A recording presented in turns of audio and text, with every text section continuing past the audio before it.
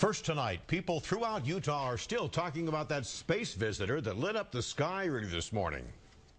You see a meteor of this size or this sort of majesty only once every maybe 5 years or so.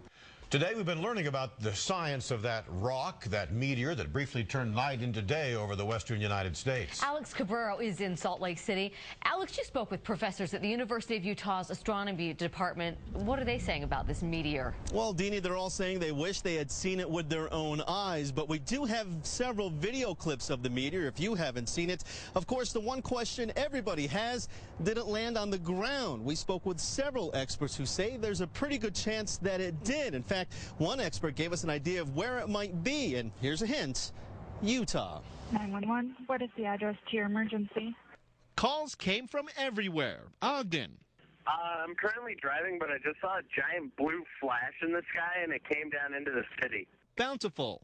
It flashed from the west and lit up the whole freaking neighborhood. Salt Lake City. Ma'am, I'm not kidding you. I am terrified. I mean, Professor David It's an amazing, astronomical phenomenon. Kita is the chair of the University of Utah's astronomy department. He says the energy of the meteor coming into Earth's atmosphere was so powerful it had to be measured in terawatts. It's almost like the consumption of the United States all at once, but it was a fraction of a second. Those who saw it believe it. It looked like a big fireball. It was like daylight. I've never seen it before. Kita says a meteor like that comes along once every 5 years. A camera at the University of Utah's Frisco Peak Observatory near Milford caught it, then got the aftershock rumble a few seconds later. Seismology monitors at the U picked up the rumble from the air.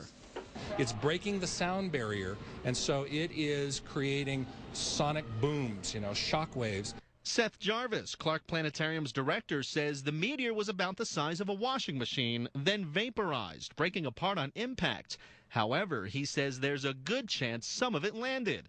And because of all the cameras which recorded it, you can get a good idea of where it may have landed, if it landed. You can time the length of the shadow, the direction of the shadow, the duration of it, and using trigonometry, calculate where in the sky, relative to that camera, that source of light was. Which leads to...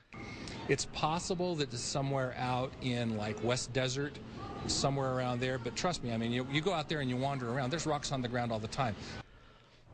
Now, there is a lot of interest in finding that rock if it did land. Already, I've received emails from meteorite hunters in Kansas and Nebraska and in Florida asking me if I knew the coordinates or even the azimuth readings of the meteor's trajectory. There is a lot of money there, those meteorites. If you find them, they are worth some money, and it seems like the race to find it, if it's there, it's already on. Hope you're up on your trigonometry, Alex. No clue. Thanks.